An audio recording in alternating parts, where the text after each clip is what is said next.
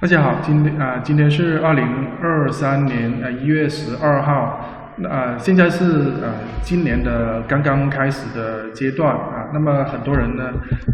也因为上一年的疫情的情况啊，这个使得我们的这个生活受到很大的影响。很多人也想了解一下现在世界的态势是怎么样的啊。下面呢我看到了一份比较权威的这个报告啊，那么也跟大家讲一下啊，帮助大家呢看一下今年的计划是进取的计划，还是一个比较保守的计划啊，是扩展的计划，还是一个防守的计划啊，来帮助大家制定一个计划。好，大家我们往下看一下啊。那么根据法新社和英国卫报的报道，11号的时候的报道，世界经济论坛11号的时候发表报告，指出呢，因为疫情和俄乌战争造成了全球的生活成本的危机。那么我们现在的生活的困境主要是来自两个，一个是疫情包括我们现在还是在有很多人得了新冠就是疫情的原因不能出去工作了或者是这个由于疫情呢，使得我们的身体受到更大的伤害等等这个由于疫情呢，也有很多街上的店铺呢也开不了工也被迫因为没有人流量嘛，被迫关门这个是对我们的影响。第二个是俄乌战争的冲突这个主要是来自能源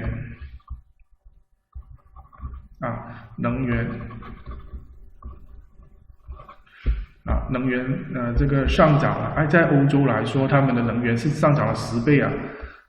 他们开始的时候是每个月是这个1000欧元这个过冬就可以了。现在呢，一个家庭这个要上涨到1万就上涨了10倍1万欧这个甚至呢，政府要向那些能源企业征奢侈品税你要想一下他们有多么的赚钱。好，那么这两个危机疫情和俄乌冲突的危机呢，是未来2年最令人担心的全球的风险另外呢，能源和粮食的价格由于呢这个乌克兰是全球的主要的粮食，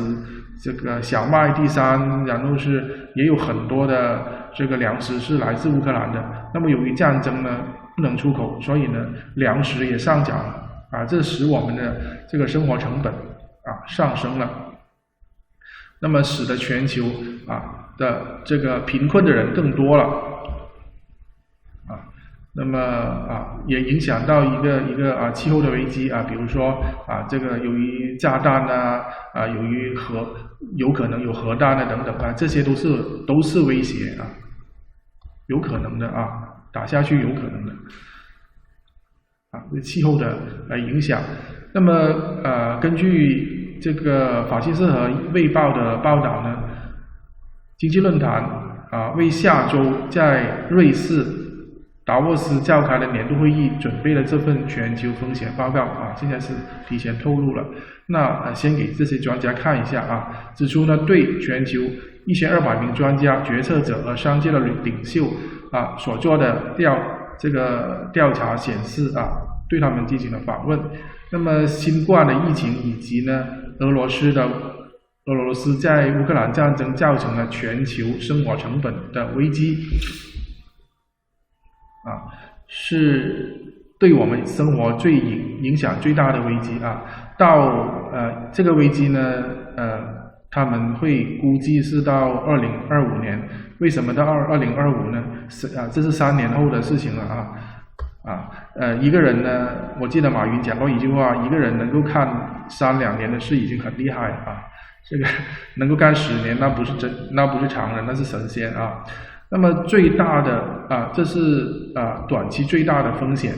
那么其次的就是自然的灾害这些是我们避免不了的，比如说飓风森林火灾比如说在加拿大在澳洲在美国经常会有这些山火还有极端气候的事件比如说一些冰雹等等以及一些地缘经济的对抗这个包括我们现在的这个东亚这一边也是比较紧张的那么中国跟周边的的一些国家，那么也是有一些这个军事的对峙那么比如说中国跟美日韩等等还有印度等等这些的地缘政治的对抗这个也会使得我们的生活成本会提高。另外这个报告还说呢，冲突和地缘政治的紧张引发了一连串彼此深度相互关联的这里讲到一个蝴蝶效应以前我们叫个蝴蝶效应就是说有一个蝴蝶在太平洋的东岸扇了一下翅膀，然后在太平洋的西岸就卷起了一个龙卷风这就是通过一系列有深度关联的全球风险引起的这边动了一下，然后又引起了另外的事件，另外的事件又引起了另外的事件，最后就引起了一个风暴。那么包括能源和粮食可能在接下来2年的持续呢会供应紧张看来呢他们预测呢这个战争不会这么短即使乌克兰重新把粮食种出来，他们起码也需要1年的时间，肯定是没有这么快能够缓解这个能源和粮食的危机的。这些风险呢可能削减了各国合作解决更长期问题所付出的努力包括气候危机。那么各国呢也在签一些这个减排减少这个温室气体的排放等等这些也要先放一下因为你看俄乌冲突的时候，每天都有几万颗炮弹在爆炸这些会产生很大的热量，还有很多的废气等等另外呢，保护生物多样性起码他们还好他们可能会炸死一些这个北方的熊北方的植物等等，这个也是会有影响的另外呢，这个当然呢也会增加了一些贫穷因为特别乌克兰把乌克兰的城市俄罗斯把乌克兰的城市炸得面目疮痍，那么很多人呢就失去了自己的房子家园一生的积蓄可能都在这些房子里面，现在炸毁了，是不是他们就回到贫穷了那么这个报告警示说呢，全球针对最严重长期的威胁采取的行动的机会正在迅速的消失这个我们也越来越难了比如说我们有一些动物是濒临灭绝的动物，但是在这些战争当中呢，他们也会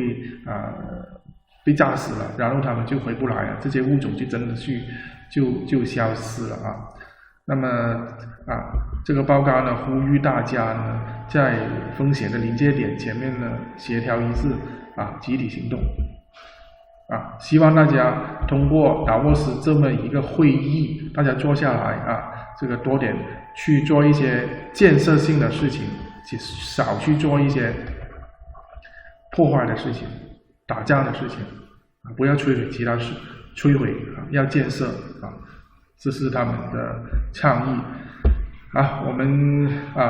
这个今年的态势大家也大概的清楚了风险还是有的。由于俄乌的战争呢不是这么快就结束了，疫情呢也不会这么快就结束了，所以呢我觉得今年的